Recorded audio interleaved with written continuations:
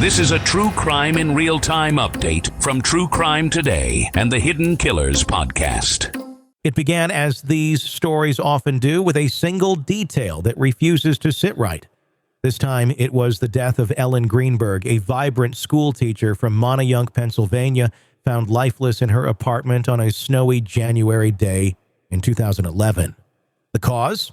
20 stab wounds, 10 to her back and 10 to her chest, including a lethal one to her heart. And yet, the initial ruling from law enforcement was suicide. Now, 13 years later, a Philadelphia courtroom is once again grappling with the lingering questions surrounding her death. Questions her parents, Joshua and Sandee Greenberg, refuse to let fade into silence. In the hallowed chambers of Philadelphia City Hall, attorneys clashed in a high-stakes battle that teetered between forensic minutiae and allegations of systemic cover-ups. On one side stood the Greenbergs' legal team, armed with allegations that painted a chilling narrative. They claimed that the handling of the case by the city's police department and medical examiner's office raises questions about whether proper procedures were followed. The city's legal representatives, however, rejected these allegations with equal fervor. They argued that the officials named in the Greenbergs' lawsuit were protected by immunity. They described the accusations of conspiracy as speculative, unsupported by evidence, and, in no uncertain terms, absurd. The courtroom was a microcosm of tension and grief, reflecting the broader struggle for accountability and justice. For the Greenbergs, it wasn't just about Ellen's death. It was about exposing systemic flaws they believe prevent families from finding closure. For the city's legal team, it was a fight to protect institutions from what they deemed unfounded allegations. Ellen Greenberg's story began on January 26, 2011, when her fiancé, Samuel Goldberg, returned to their shared apartment during a blizzard. According to Goldberg, he found the door locked from the inside. After breaking it down, he discovered Ellen's body slumped in the kitchen. The knife used in the stabbing was still lodged in her chest. The scene, already jarring, was only the beginning of a series of inexplicable twists. Initial responders classified the death as a suicide. The autopsy, however, cast doubt on that conclusion. The forensic examiner noted the number and distribution of stab wounds, ultimately ruling her death a homicide. Yet, in an astonishing reversal, investigators later changed the cause of death back to suicide after what has been described as a meeting of law enforcement and forensic officials. The exact details of that meeting have not been disclosed publicly. Fast forward to the present, the Greenbergs are not only seeking to hold city officials accountable, but are also petitioning the Pennsylvania Supreme Court to amend Ellen's death certificate to reflect undetermined as the cause of death. Their argument?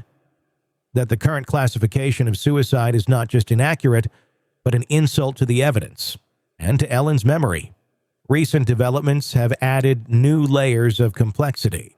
Following conflicts of interest within the Philadelphia District Attorney's Office and the Pennsylvania Attorney General's Office, the case was handed to the Chester County District Attorney's Office. After a re-examination of the evidence, Chester County announced it could not definitively determine if a crime had been committed.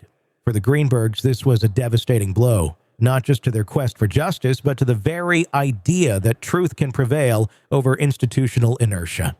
The Greenbergs' legal team has raised concerns about the police crime scene investigation, alleging it may have been compromised because the apartment was cleaned before a thorough forensic examination. Whether this was a procedural oversight or something more remains unclear.